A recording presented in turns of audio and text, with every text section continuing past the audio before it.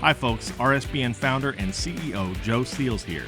Did you know there is nearly $1 trillion of infrastructure and pandemic funds yet to be spent? That's right, there's a massive amount of money that the lame duck administration is pushing hard to spend in their last few months. If the president is able to push these funds out, we could see another prolonged inflation surge, just like during COVID. And I'm sure you remember the terrible effects that high prices had on most Americans. But there's hope. A surge in prices can be beaten. A gold IRA from Birch Gold Group is the ultimate inflation hedge for your savings in uncertain times. To see how to protect your IRA or 401k, get your free info kit on gold by texting the word Trump to 989898. Birch Gold makes it seamless to roll over your retirement account while preserving your tax advantage status. Don't wait for the president's spending spree to tank the dollar further. Protect your financial future now. Text Trump to the number 989898 for your free info kit from Birch Gold. How much do we love President Donald J. Trump?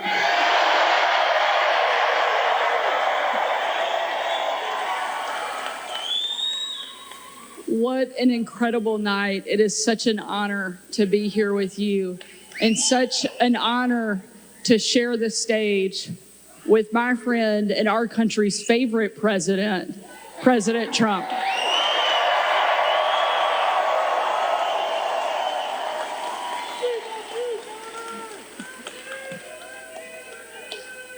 You know, the left has tried everything they can think of. They've tried to impeach this president. They've tried to throw him in jail. And not once, but twice, two would-be assassins have tried to take this president down.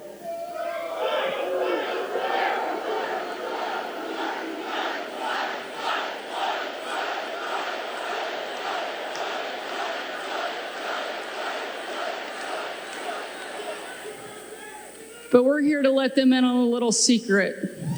God is not done with President Trump.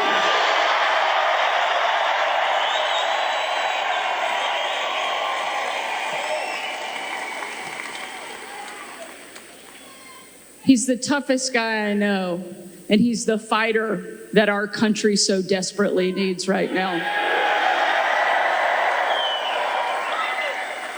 And because of each one of you, he's going to be back in the White House and win big in November.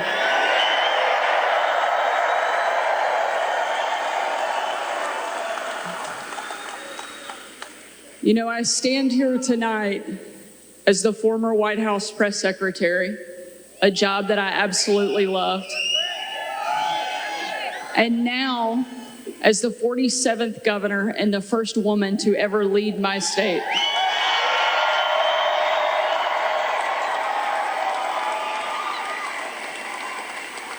And while I'm incredibly proud of those things, the most important job I have, the greatest title I have, is that of being a mom. I have 3 kids.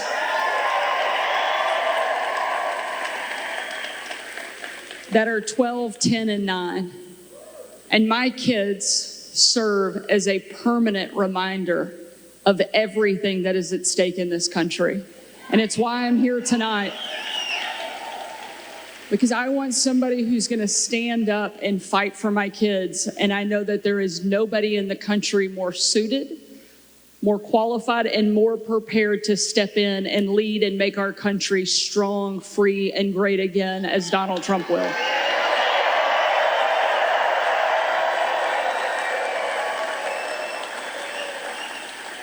Not only do my kids serve as a permanent reminder of what's important, they also keep me humble.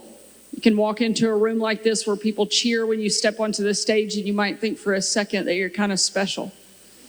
Then you go home and your kids remind you very quickly you're actually not that big of a deal. And ours are pretty good at it.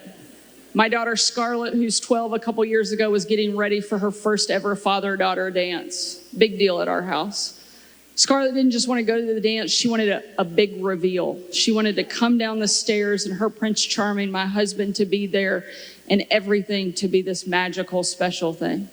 So I'm sitting at the top of the stairs, putting the finishing touches on Scarlett, making sure she's ready for the night of her life. And as I'm talking to her, I'm telling her how proud I am of her, how thankful I am that God chose us to be her parents, how beautiful she is on the inside and out.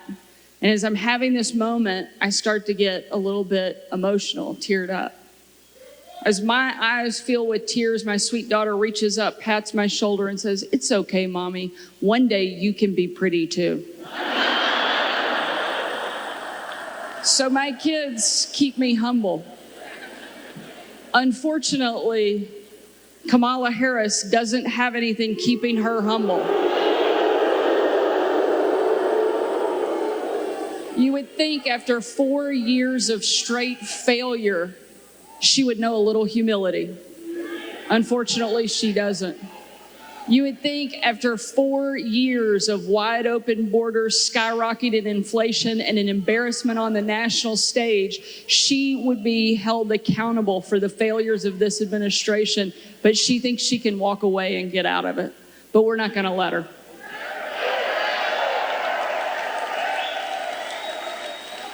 Because the future of my kids and the future of our country depends so much on who our next president is. It's why I know you're here tonight.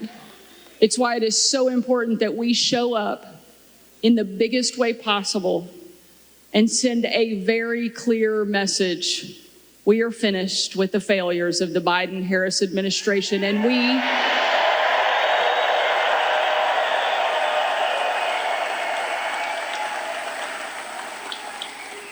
ready to bring our fighter back. Ladies and gentlemen, please help me welcome the greatest president our country has ever seen, our friend, our fighter, Donald J. Trump. And I'm proud to be an American, where at least I know I'm free. And I won't forget the men who died, who gave that right to me. And I gladly stand up next to you and defend her still today. 'Cause there ain't no doubt I love this land. God bless the USA.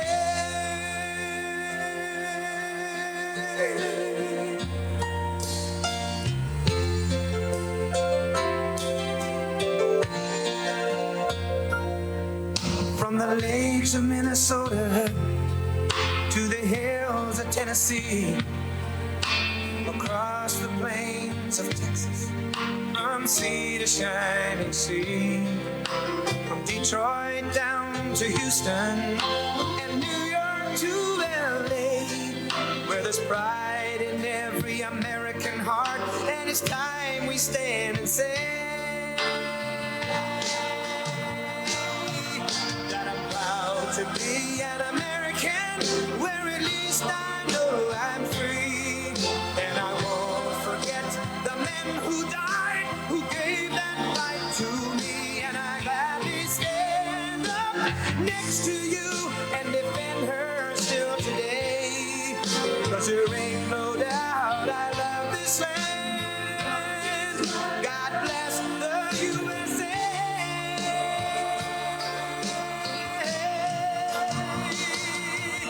And I'm proud to be an American, where at least I know I'm free. And I won't forget the men who died, who gave that right to me.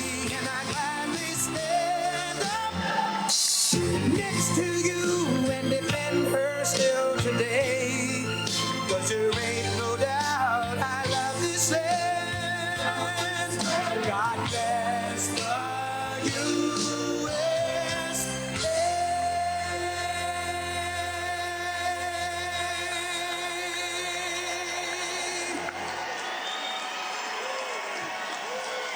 Thank you very much. Thank you.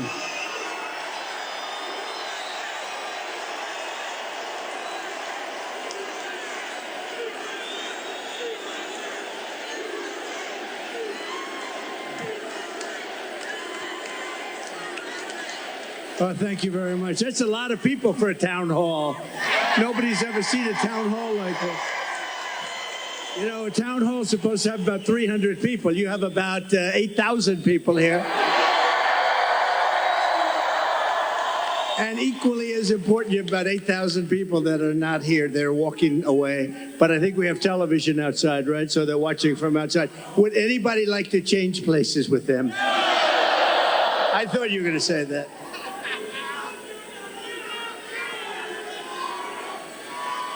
Thank you, everybody. Hello, Sarah. Mr. President, nobody's ever seen anything like it. Well, it's been a great experience. It's a dangerous business, however, being president. It's a little bit dangerous. It's, they think race car driving is dangerous. No. They think bull riding, that's pretty scary, right? No. This is a dangerous business, and we have to keep it safe. Mr. President,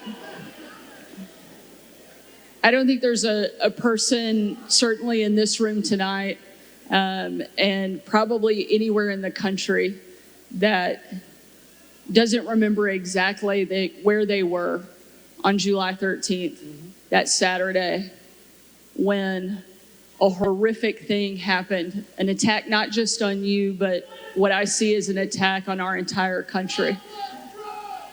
They have...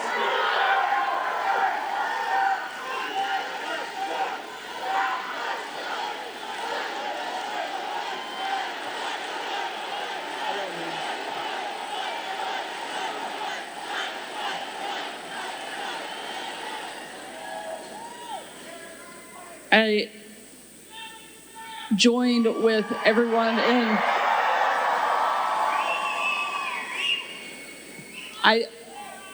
We know that you were tough. We saw it every day on the campaign. We saw it when you were president. But I don't think anybody was prepared for what we saw that day. And now it's happened not once, but twice. You've literally taken a bullet for our country, and yet you keep fighting. You never give up. The reason that you're going to win in November is because America needs a fighter. And we've never needed a fighter more, and we've never had somebody more qualified to step in and lead our country than you. I'd love for you to tell us, why do you want to be president, and why do you continue fighting even after they keep attacking you every single day? So we ran. Thank you, everybody. A lot of love in this room. I love you. You love me. And you love Sarah.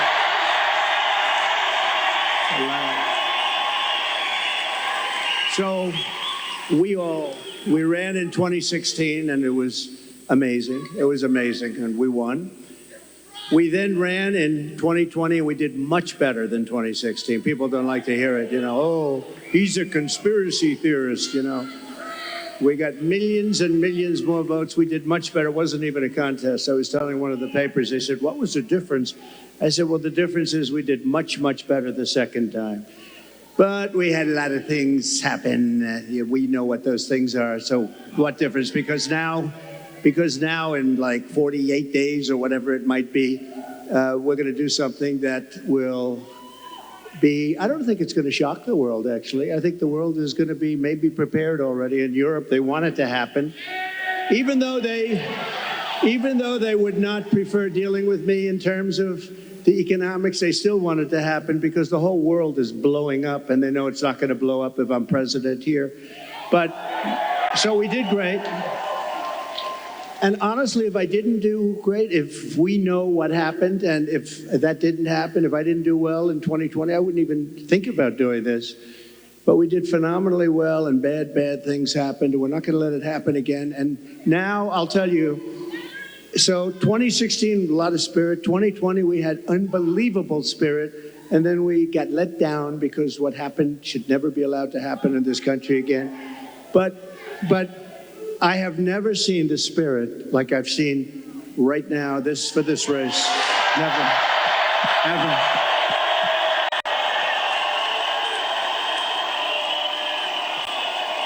I've never seen anything like it. Never seen anything like it.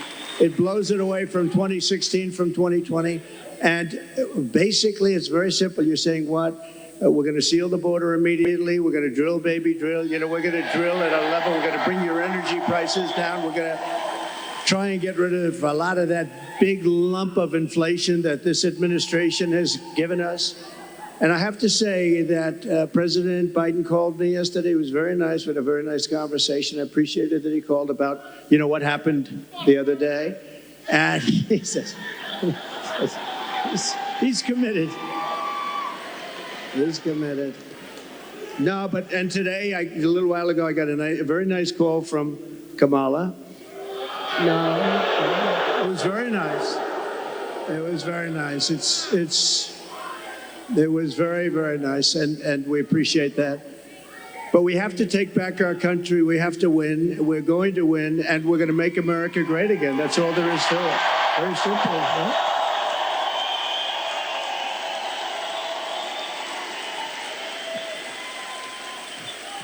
I think it's safe to say that this crowd will all be voting for you.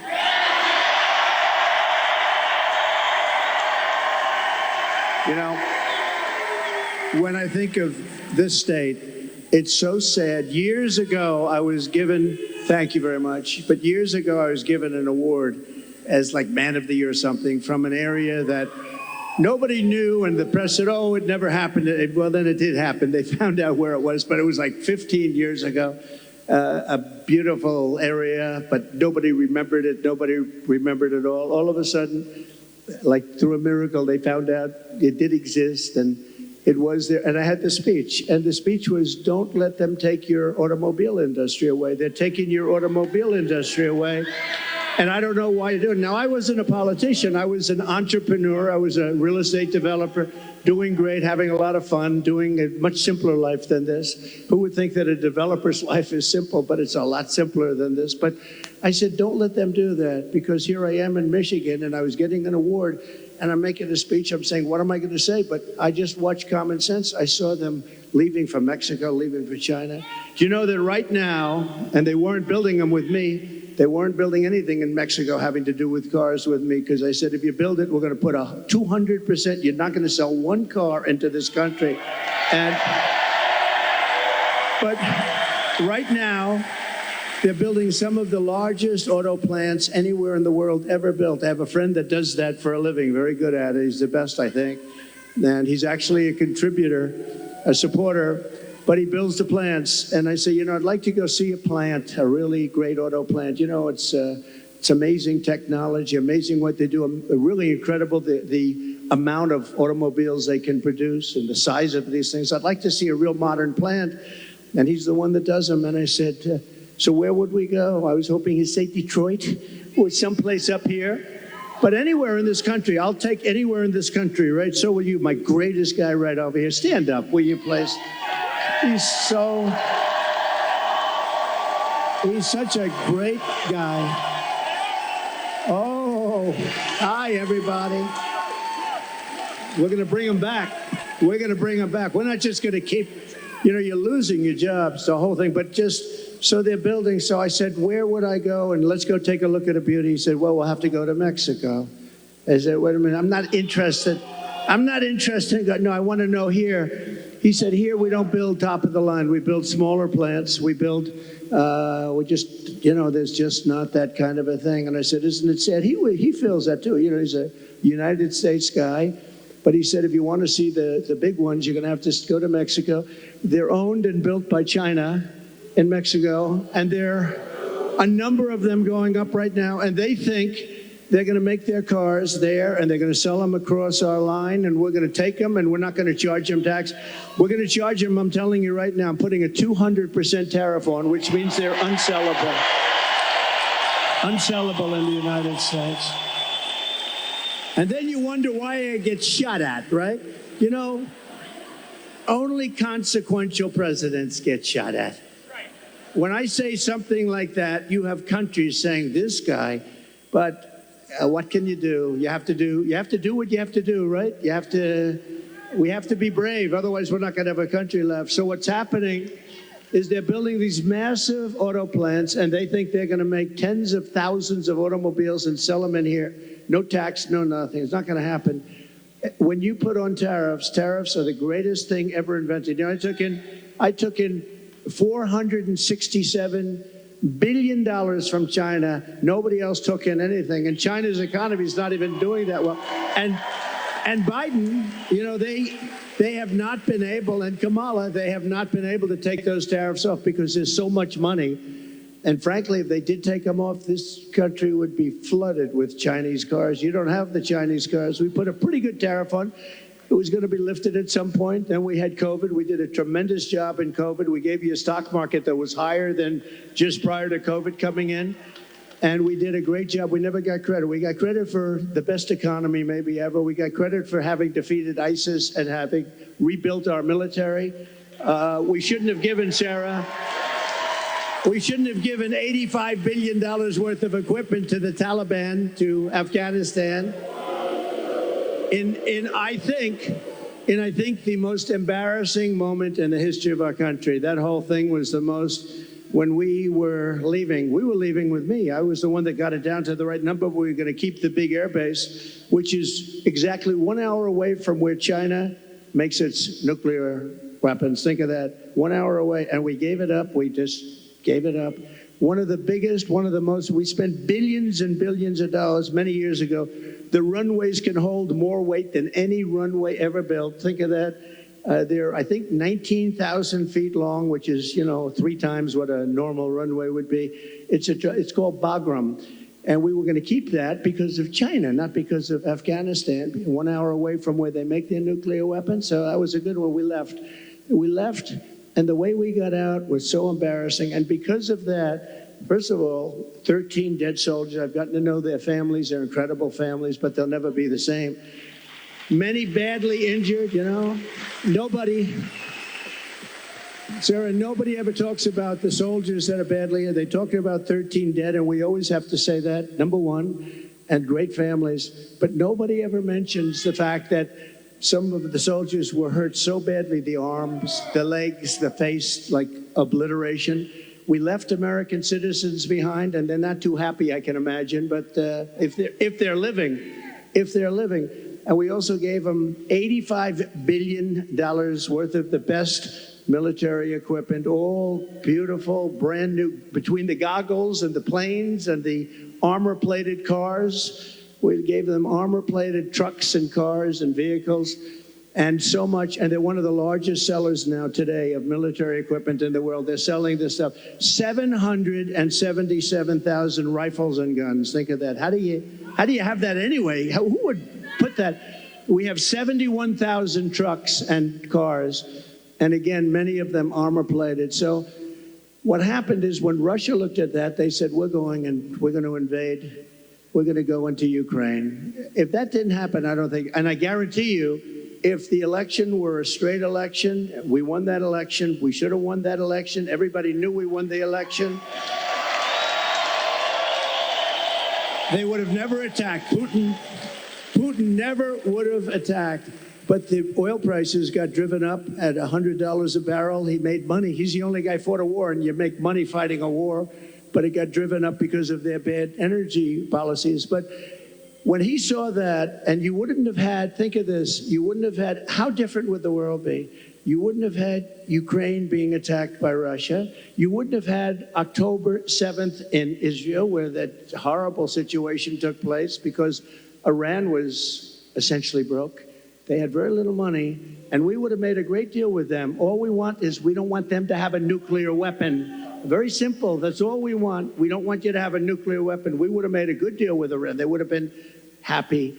And I think they're going to end up being very unhappy, but it's very dangerous. They're very close to a nuclear weapon. And the other thing, you wouldn't have had inflation. You wouldn't have had inflation because inflation was driven up by their bad energy policy. And you remember your gasoline started going up to $5 and $6 a gallon. And then what happened is they said, oh, we're going to get killed. We have an election. We're going to get killed. And they went back to my policy. So they went back to the same. What they don't, and they say, we produce the same amount as Trump. Well, they went right back to my policy, or you would have had $25 a gallon gasoline. So they went back. What they don't say is, though, I would have been producing 4 times as much. And I took us from third into first place by a lot. But we have more liquid gold under our feet than any other country in the world, including Saudi Arabia, including Russia. And we would have been so dominant in energy. We would have, we didn't need any energy from anybody. We didn't have to protect any other countries in order to get their oil, which we've done for many years in the Middle East. We were energy independent. Sounds so beautiful to say it. We're energy independent. We were soon going to be energy dominant, and we would have been now having so much money coming out of the energy. We just have the best. We have Bagram in Alaska. They say it might be as big, might be bigger than all of Saudi Arabia. I got it approved. Ronald Reagan couldn't do it. Nobody could do it. I got it done. In their first week, they terminated it. Check that one out. Bagram. Check that one out. Think about this. Between Bagram, you go to Anwar, you take a look at the kind of things that we've given up. We should have that air base. We should have that oil. We would have had a whole different country. But to give up Anwar, to give up the biggest air base, military air base in the world, and they left it in the dark of night with the lights on, and they did leave the dogs behind. There are a lot of people, they say, what about the dogs? They left the dogs behind. But we would have been a much different country right now. But we're going to get it back, and I promise you we're going to get it back with guys like this and people like that. And Sarah, just one thing, because this is the world's longest answer to an otherwise simple question, but the difference is I give an answer that's productive as opposed to an answer that is not very productive, right? Like in the debate. But just to end this, we are going to, for Michigan, because we want to be a little bit Michigan-centric. You used to be the capital of the world in cars. Today, you're an afterthought in cars. And I don't know the head of your union. I've never met the gentleman, Sean. I've never met him.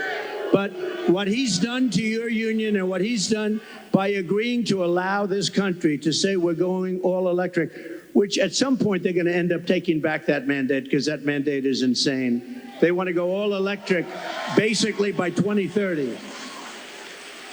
And for him, think of this, for him to do that, just real fast, you're right now at 25% of where you used to be and heading south because the electric cars are all going to be made in China and Mexico, but they're all going to be made basically in China. We are going to bring so many auto plants into our country. You're going to be as big or bigger than you were 50 years ago because they won't be able, if they're not willing to build a plant, we don't want their product. And that's enough. That's all I want to say.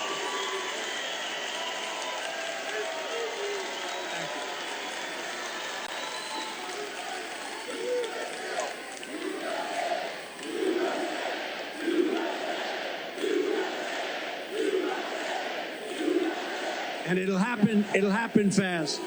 It'll happen very fast. I think it's safe to say that Michigan is happy that you're going to be president again.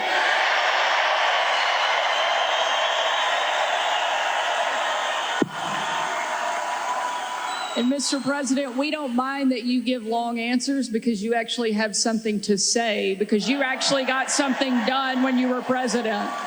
You know, it's a very interesting because she said, I don't think I've ever said this before. So we do these rallies. They're massive rallies. Everybody stays till the end, by the way. You know, when she said that, well, your rallies, people leave. Honestly, nobody does. And if I saw them leaving, I'd say, and ladies and gentlemen, make America great again. And I'd get the hell out, okay? Because I don't want people leaving. But I do have to say, so I give these long, sometimes very complex sentences and paragraphs, but they all come together. I do it a lot. I do it with Raising Cane, that story. I do it with the story on the catapults on the aircraft carriers. I do it with a lot of different stories.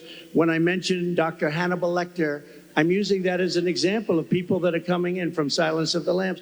I use it. They say, It's terrible. So they say, so I'll give this long, complex area. For instance, that I talked about a lot of different territory. The bottom line is, I said, the most important thing. We're going to bring more plants into your state and this country to make automobiles. We're going to be bigger than before. But the fake news, there's a lot of them back there. You know, for a town hall, there's a lot of people. But the fake news likes to say, oh, he was rambling. No, that's not rambling. That's genius when you can connect the dots. You got to. Now, Sarah, if you couldn't connect the dots, you got a problem. But every dot was connected, and many stories were told in that little paragraph. But there is something, but they say that. The other thing I say is this. We had 107,000 people show up in New Jersey. We had 68,000 people show up in Alabama. We had 79 or 81,000 in South Carolina. And they'd never said, I'm a great speaker. And I said, am I a great speaker? They say, oh, no, he rambles. What the hell are all you people showing up for if I ramble? You don't want to show up for a rambler.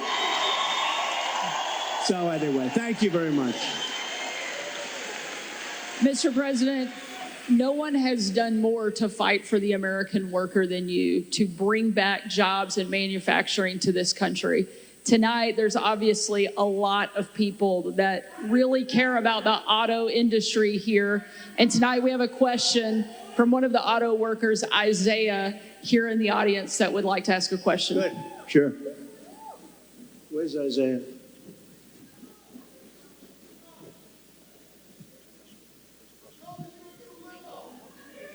Thank you. Thank you very much. Thank you. We'll build a brand new beast. We're going to build a beast right here. Thank you. Thank you very much. Thank you. Thank you. Yes, sir. Thank you, Mr. President, for having us here tonight. I just want to let you know that I've attended one of your rallies. I did not leave early, and I did not fall asleep. Just want to let you know that, sir. I did not do it. I did not do it. I didn't see anybody else doing it either, sir. My name is Isaiah. I'm a third-generation UAW worker, working hard to build trucks here in America. Yes. Get ready. You're going to be doing plenty of it. Thank you, sir. Thank you, sir. I work for Ford, and you actually came and visited the plant that I work at. That's right. You did. And my question to you, sir, is what do you see as the major threats to the future of Michigan manufacturing, auto working jobs, and what will you do to eliminate those threats, sir? Okay, so I'll get into another little bit of a long answer, because when you say major threat, to me we have one really major threat that's called nuclear weapons. We have other countries that are hostile to us. They don't have to be hostile to us. I always say if you have a smart president, you'll never have a problem with China, Russia, or any of them, okay? I got along great with Putin. I got along great with President Xi. I got along great with Kim Jong-un of North Korea. Everybody said, oh, you can't get along with him. He liked me. I got along great with him, and he has a lot of nuclear force. But you essentially have 5 countries, and you're going to have more. Whether you like it or not, you're going to have more. It's the single biggest threat to the world, not only Michigan, to the world. And you're not going to care so much about making cars if that stuff starts happening. And we have people that are not good at negotiation. The war should have never happened. President Biden, I want to be nice. He was so nice to me yesterday, but you know, in one way, I sort of wish the call wasn't made, because I do feel he's so nice. I'm so sorry about what happened and all that. But I have to lay it out. We have very important, and the same with Kamala today. She could not have been nicer. But the fact is, we have to have people that are respected by the opponent, by the other side, by other countries that have this. Even Pakistan has nuclear weapons. We have countries, India has a lot of nuclear force. We have countries that have tremendous nuclear power. And when I hear these people talking about global warming, that's the global warming you have to worry about. Not that the ocean's going to rise in 400 years, 1/8 of an inch, and you'll have more seafront property, right, if that happens. I said, is that good or bad? I said, isn't that a good thing? If I have a little property on the ocean, I have a little bit more property. I have a little bit more ocean.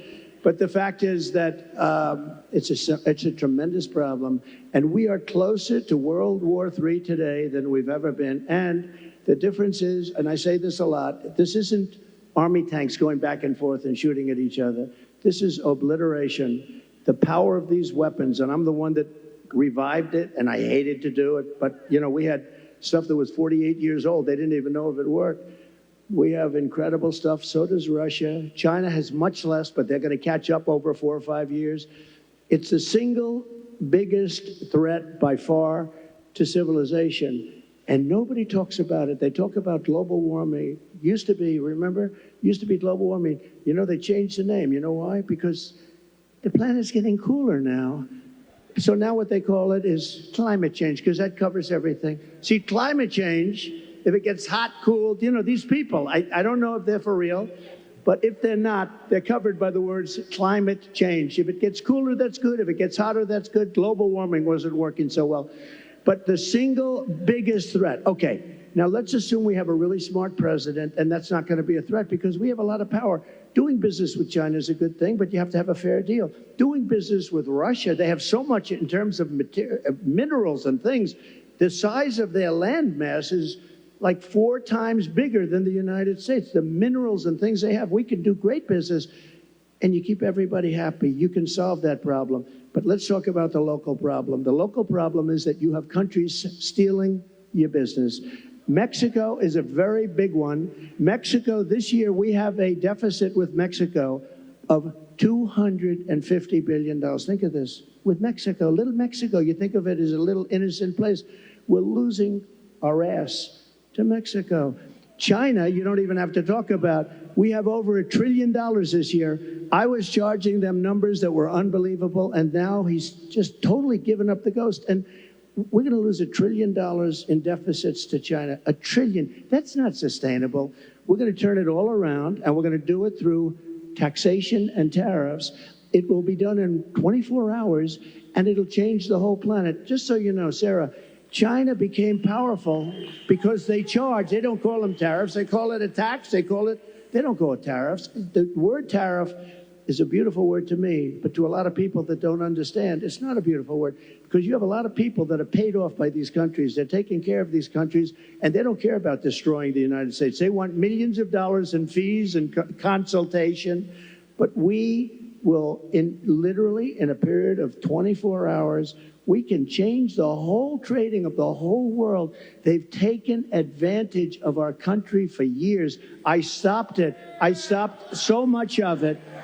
And then we had a focus on COVID, which a lot of people said was put in there for a reason. It came out of the Wuhan lab, which I said right from the beginning. All of you know. It didn't come out of a cave. They said a cave. It didn't come from France. They blamed France. They blamed, I call it the China virus because I like to be accurate, They call it the Spanish flu. They call it all different names when something comes from a country, except for China. We have to call it COVID. What the hell does COVID mean? The China virus.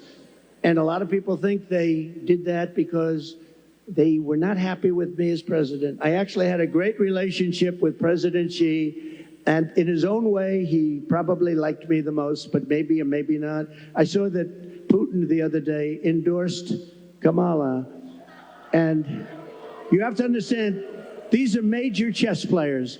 So when he endorses Kamala, he may say, well, I did that because I love you, and it's better to be doing it. So who knows? But he endorsed Kamala, which is a little unusual. I was watching, I said, that's interesting. I think that's a good thing, isn't it? It really is. But look, we have to turn it around, and we can.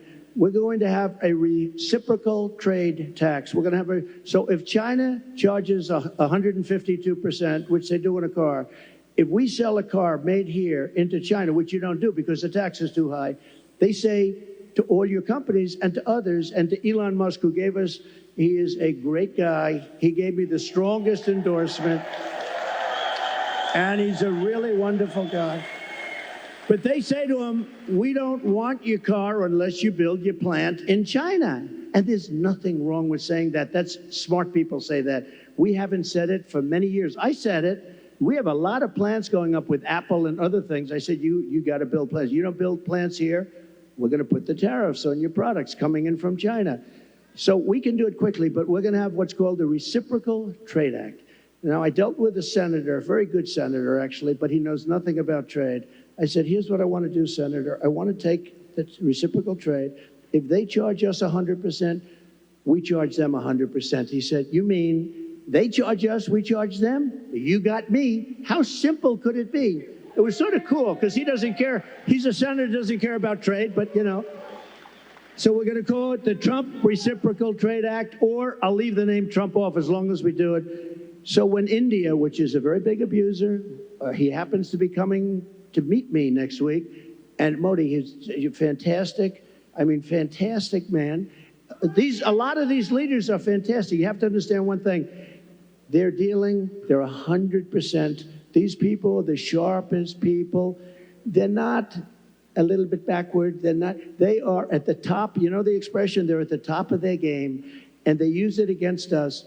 But India is very tough. Brazil is very tough. There are certain countries, I can tell you every one. I can give you from top to bottom. China's the toughest of all, but we were taking care of China with the tariffs. So we're going to do a reciprocal trade. If anybody charges us 10 cents, if they charge us $2, if they charge us 100%, 250, we charge them the same thing. And you know what's going to happen? Everything's going to disappear, and we're going to end up having free trade again. And if it doesn't disappear, we're going to take in a lot of money. Okay? But you know, the biggest beneficiary, I believe, is going to be your state. And I won't say that to other states, I promise. About your state, you are going to have plants built at a level that you haven't seen in 50 years. Okay? Great question. Thank you. Thank you. Mr. President, one of the other things I think that you did that helped protect the American worker as much as anything else, and also make our country and our communities safer, was you actually did something about the border.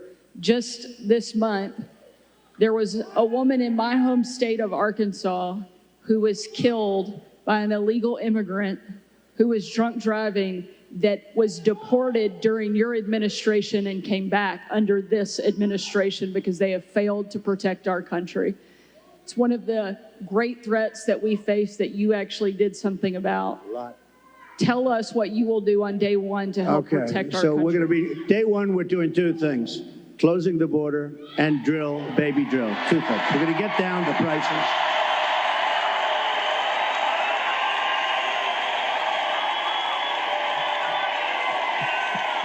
Thank you.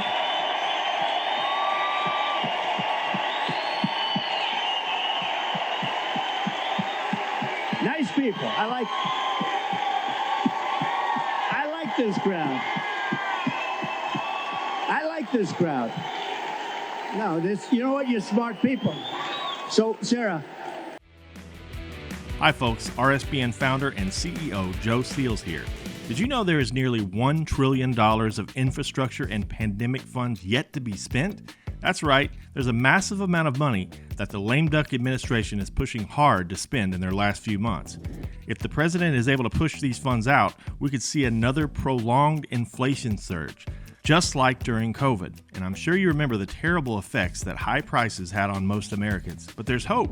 A surge in prices can be beaten. A gold IRA from Birch Gold Group is the ultimate inflation hedge for your savings in uncertain times. To see how to protect your IRA or 401k, get your free info kit on gold by texting the word Trump to 989898. Birch Gold makes it seamless to roll over your retirement account while preserving your tax advantage status. Don't wait for the president's spending spree to tank the dollar further. Protect your financial future now. Text Trump to the number 989898 for your free info kit from Birch Gold. Thank you.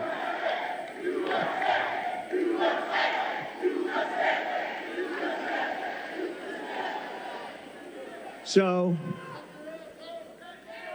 over the last couple of years, I've been talking about the border. I got elected in 2016 because of the border, but that border was peanuts compared to what this border is. That border was like a safe border compared. And I did it. I did a great job. And it also includes drugs, came to much lower. Look, unless you have the death penalty for drug dealers, you'll never get rid of the drug problem. Put that through your head, okay? Put that through your head. And I don't know if our country's ready for it. When I was with President Xi, and again, until COVID, I had a great relationship. Once that happened, I really didn't want a relationship because $60 trillion, millions of dead people all over the world. I was not exactly thrilled with him. But before that, I had a great relationship. And I said, do you have a drug problem? No, we have no drug problem. Oh, how come? Death penalty, immediate. I said, what does that mean, immediate? Immediate, we have what's called a quick trial. You know what a quick trial is? Like in one day, the trial is over. Over here, it'll be 25 years. They'll get some nice liberal lawyer, and they'll have it tied up for 25 years. The guy dies of old age. So, but they have a death penalty. In Singapore, they have a death penalty. In a lot of countries, they have a death penalty. You sell drugs because the average drug dealer kills during his or her life 500 people. The average one. The big ones, much more. But when you hear that, when people start to hear that, and I set up blue ribbon committees, I put, nice people, dilettantes from New York and from Los Angeles, people that know nothing about drugs, and they're dealing with very smart people. These dealers are smart as hell, they're tough as hell, and they make a fortune. They make a fortune. And if you don't have the death penalty for drug dealers, you're just wasting your time. Now, we can keep it down, and we can do better than we're doing now, and a lot better than we're doing now, because what's happening now is out of control. But we had the lowest human trafficking, mostly in women, I hate to say, mostly in women, but we had the lowest human trafficking in 32 years. You know my favorite chart, the chart I put down, when I look to the right, that'll be my all-time favorite chart in history. That was basically a chart showing what a good job I did on immigration. But even if it showed I did a bad job on immigration, it will be my all-time favorite chart, because I wouldn't be here right now if I didn't look over. Let me see that chart. That was not good. My all-time favorite chart, blue, yellow, red. It was beautiful. Oh, there it is. There it is. There, that was good. These guys are very good back. I didn't expect. That's a good. The interesting thing, it's always on my left. It's at rallies. It's always on my list. I only do it about 15, maybe 20% of the time, so I don't do it much. And it's always at the end of a speech. But it's always here.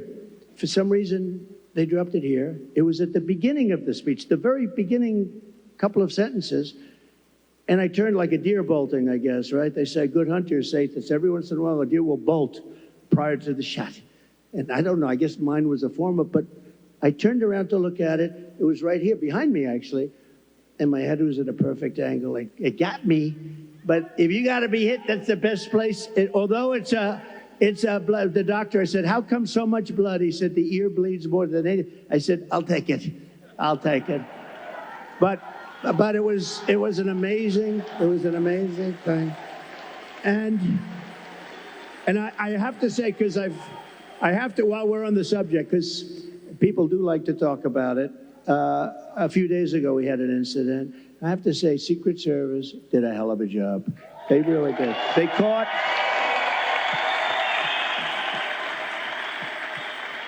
One of the gentlemen, one of the agents was walking a couple of holes in front, and he saw a rifle, AK-47. That's serious stuff, right? You know more about that. My sons know more about this stuff. But AK-47, that's a bad one. The other one was an AR-15. This was an AK-47. And he saw the barrel of the gun coming out from a bush. Can you believe it? This guy was all set. He was all set to do his number. And there was no talk. He didn't say, hello, what are you doing here, please? And he ends up getting shot himself.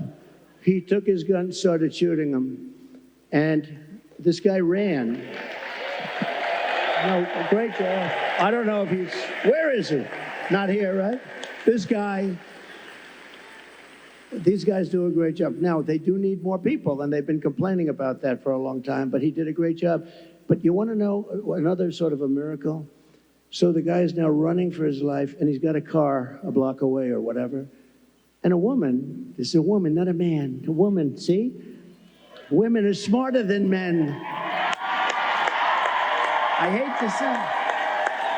How does that sound? Our great First Lady is very happy now. Let me just tell you, think of this. Who would do this? I actually asked, I was with the sheriff this morning, I was with a couple of people from Secret Service, who would do this?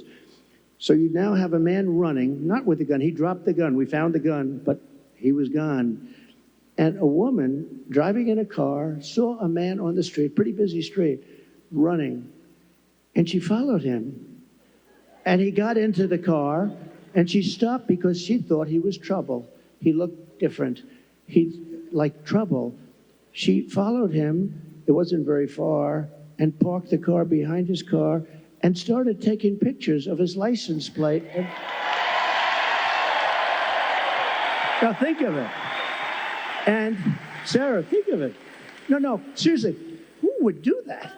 It's The women. not from good or bad, not from, strength or heroism. No, just you see somebody running. I see people running all the time, and you don't follow.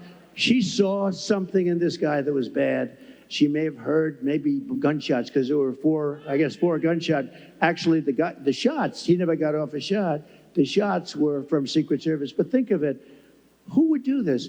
If you took 1,000 of these incidents, would even one person have done it? This woman I haven't met her, but I'd like to meet her. I'm going to meet her, I hope. But think of this. She goes in, she takes pictures of the plate, and then she sends the pictures into the sheriff's office. And the sheriffs are saying, wow, this is pretty amazing. And they were able to get this guy within 10 minutes. They had a high-speed chase on the highway. They got him. Otherwise, we'd probably have an AK-47. They had the camera. He had the whole thing. He was a sophisticated guy. He even had the serial number taken off the rifle, the gun. But think of this. So we'd have all the stuff. But I'd be walking around saying, I wonder where this guy is. Is he in this audience? We would have a maniac out there. This woman was unbelievable. Because I actually asked the sheriff, if it happened 1,000 times, would anybody have done that? He said, maybe, but not much. So she did she was really amazing job. Well, we're glad she did. I think there are a couple takeaways there. One, the women of this country love Donald Trump and are going to make sure we do our part.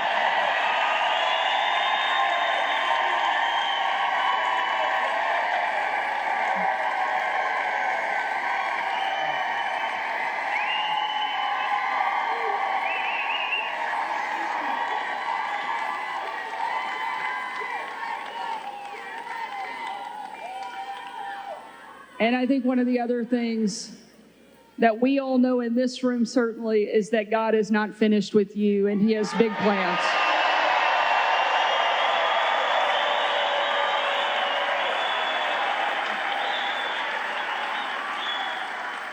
Sarah, I just want to say one thing. So when I heard about this tonight, I said, so where am I speaking? Michigan, good. I like Michigan. I want to talk about cars. I love talking about the cars because it's so simple. It's so ridiculous that this is happening. You don't want the electric. You do want electric cars, 7%, 8%. Elon makes a great product. But you know what? And I've driven. His car is incredible.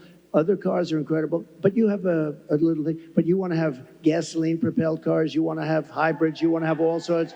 They say a new one is going to be hydrogen. Who the hell knows? They said it has a slight problem. It blows up. And if you're in the car, that could be a little problem. But you want to be able to have whatever it is, whatever the market is and all that stuff. But they said, sir, you're having a town hall tonight. And I said, a town hall? Well, what the hell? They want a rally. They don't want a town hall. Town hall. And I said, so who is the host? Because host or hostess. And they said, Sarah Huckabee Sanders. And I said, oh, that's good. I like that. But I figured, Sarah, I love these rallies. You go and you say, we will make America great. Everyone's going crazy. We had one the other night. But you know what? Can I be honest? This was more fun than a rally today. This was fun. This was good, right? This was very good. We're going to take another question from the audience. Maybe the only job in the country harder than being president of the United States is being a mom, especially under this administration, because they're making everything harder. And tonight we have a mom here in the audience, Barbara, that's behind us, that has a question for you. Hi, Barbara. Hello back there.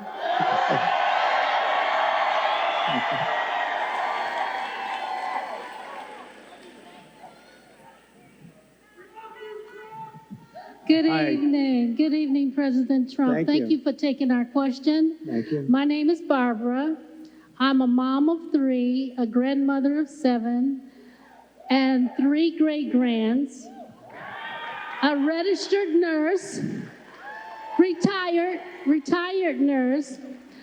So I know the cost that goes into raising children and running a household. Yeah. People just can't survive now. How are you going to bring down the cost of food and groceries? Good. Very good. Thank you. So we have to start always with energy. Always. I don't want to be boring about it, but there's no bigger subject. It covers everything. If you make donuts, if you make cars, whatever you make, energy is a big deal. And we're going to get that. It's my ambition to get your energy bill within 12 months down 50%. If I can do that, we've done a hell of a job. 5-0, not 15, 50. Interest rates are going to follow, and actually they're going to follow for another reason. The economy is now not good. And interest rates, you'll see they'll do the rate cut and all the political stuff tomorrow, I think. And, will he do a half a point? Will he do a quarter of a point? But the reason is because the economy is not good. Otherwise, you wouldn't be able to do it. But we're going to get interest rates down, and we got to work with our farmers. Our farmers are being decimated right now. They're being absolutely decimated. And, one of the reasons is we allow a lot of farm product into our country. We're going to have to be a little bit like other countries. We're not going to allow so much we're going to let our farmers go to work. And I don't know if you remember, I love the farmers because, I had many meetings as president. I have this gorgeous room with this beautiful table that seats about 35 people. And I was with the farmers. Usually everybody wants something. They all want subsidy. But I was with the farmers. And I think you might have been there, actually, Sarah. I said, look, fellas, we're going to get you such a beautiful subsidy, meaning I'm going to do things. And one of the people raises and, sir, honestly, we don't want a subsidy. This is the first time this ever happened to me. Everyone they want money. They want to build windmills. We want money with these windmills. Anyway,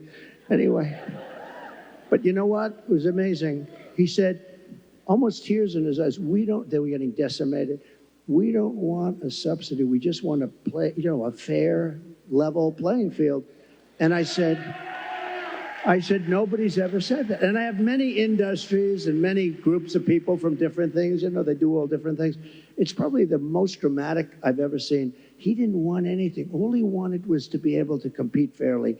And the problem we have is other countries, they treat us very badly in that way also. They really are. And sometimes the worst countries are our so-called allies. I say so-called because in many ways they're not allies at all. They take advantage of us. They really take advantage.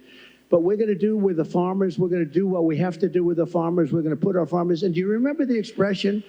When I was negotiating with China, China said, well, we're not going to deal with this because they never had anybody negotiate. They did whatever they want. They just took us for a bunch of suckers. But I told the farmers it's going to be very good negotiators. You're going to suffer for 6 months, and then they're going to fold. And that's exactly what happened. They folded, and they agreed to buy $50 billion. You might have heard the story. I said, how much? I went to the Secretary of Agriculture. How much did they buy? He said 15. I thought he said 50. So when they're ready to make a deal at 15 billion, I said, no, I want 50. That's what they've been buying. He said, no, it's 15. I said, you said 50. And he said, no, we said 15. I said, that's okay. Ask for 50 anyway. And we got it. We got it.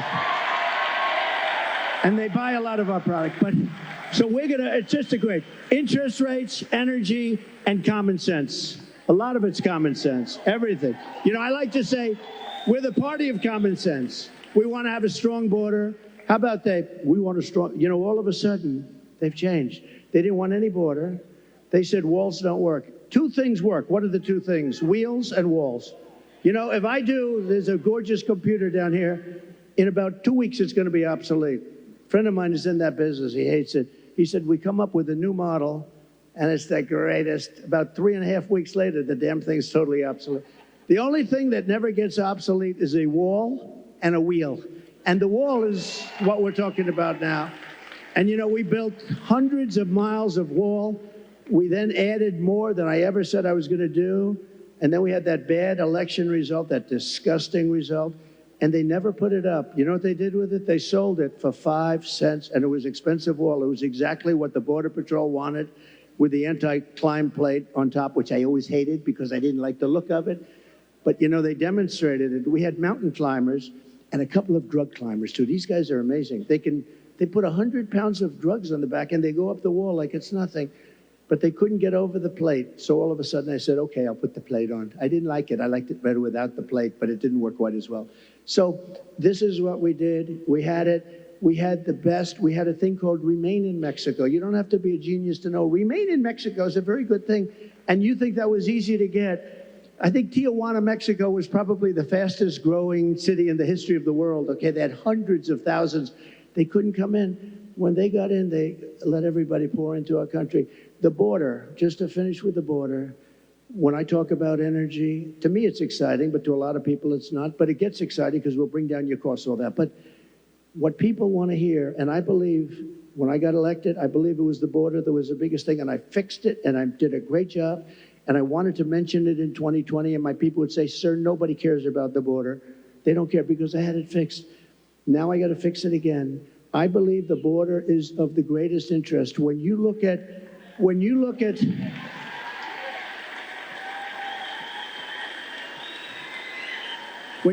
what's happening in Aurora, okay? Take a look at Aurora. When you look at what's happening in Ohio, the great state of Ohio, I love it. I'm way the hell up. I wish I was up 18 points in your state, but we are up. We are up. I think when people hear what I have to say, I don't know how you can possibly lose it. I'll tell you this, and I'll say this for Michigan.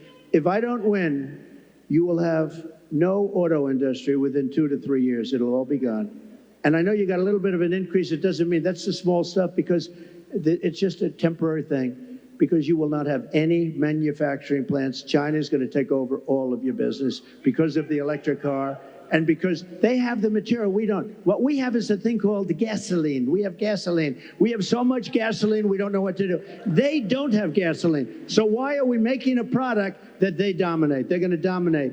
You will not have a car industry left, not even a little bit of a car industry.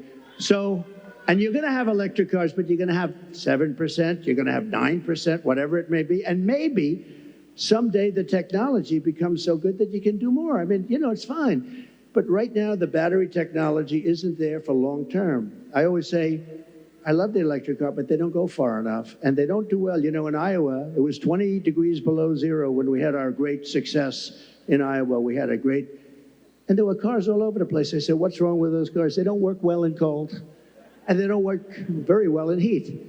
But Elon's going to figure it out because he's great. He gave me the greatest endorsement. He figures everything out. Right now he's got other things to think. He's got to get a rocket up to get those 2 people out of there.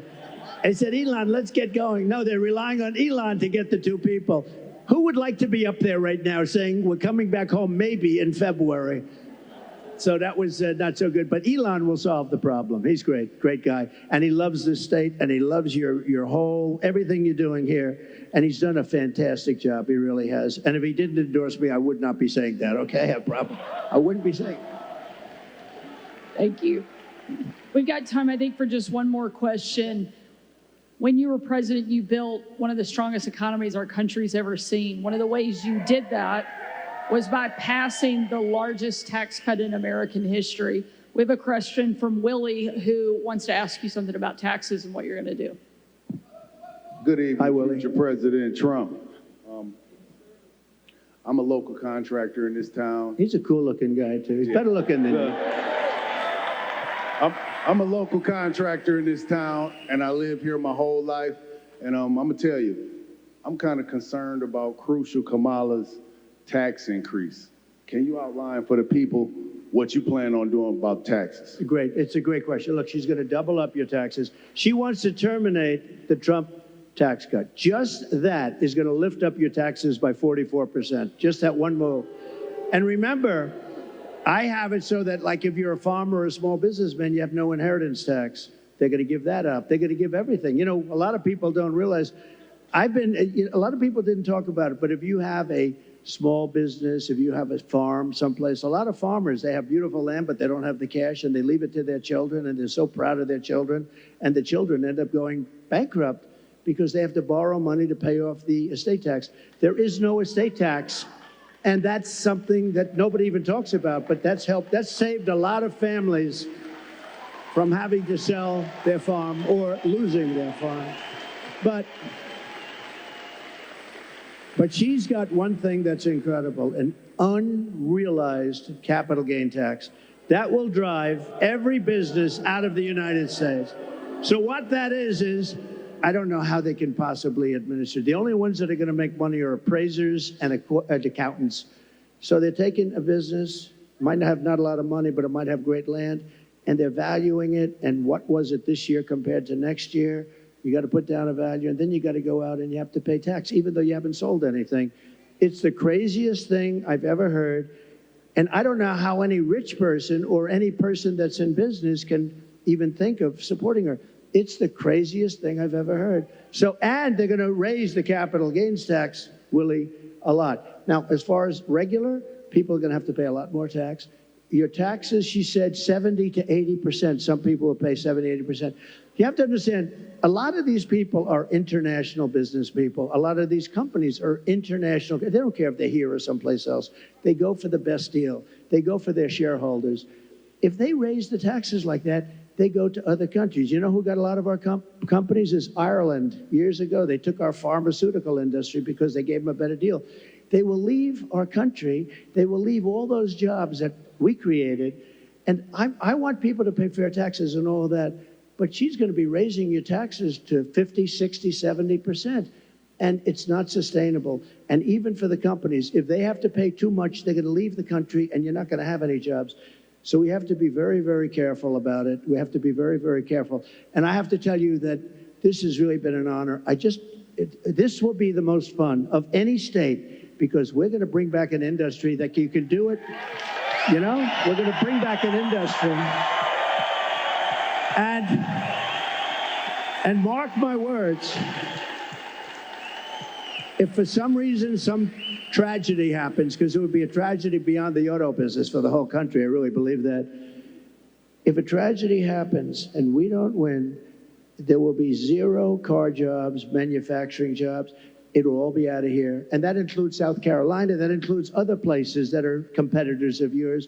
You won't be making cars here anymore. You won't be making anything in our country anymore. We're going to bring it all back. But the one, and I say this, and I said it to another state the other night, and I said, this is not a good thing to say to another state, but I said, Michigan's going to be the most fun because you're so set up for greatness. All you need is somebody smart at the top to say, you can't flood our market with cars. You just can't do it. And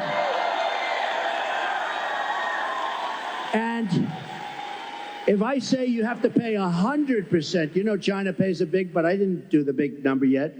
But if I say you have to pay 100 or 200%, it doesn't matter because I'm going to say, second sense, I hope you don't mind this.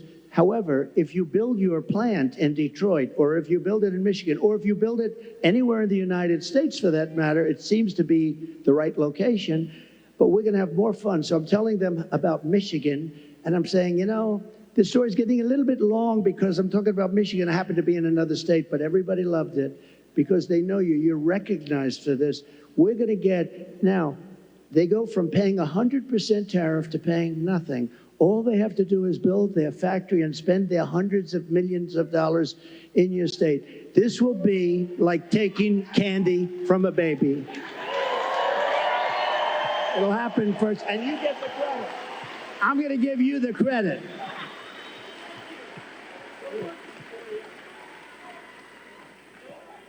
Well, I don't think there's any question that America was better off under Donald Trump. And we know that it's going to be even better the second time around.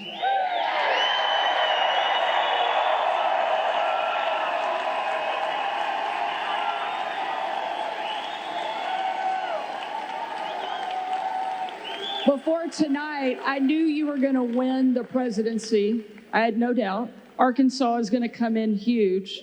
But now I know you're going to win Michigan by epic margin.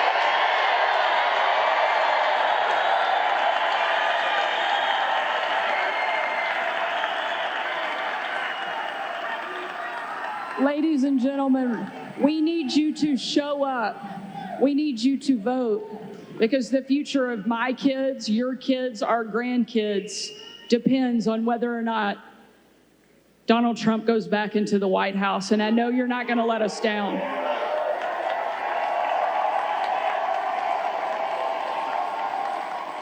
More importantly, I know President Trump is not going to let us down, because he's shown us time and time again that no matter what comes at him, no matter what the left throws at him, he's going to get back up and keep fighting for this country that he loves so much.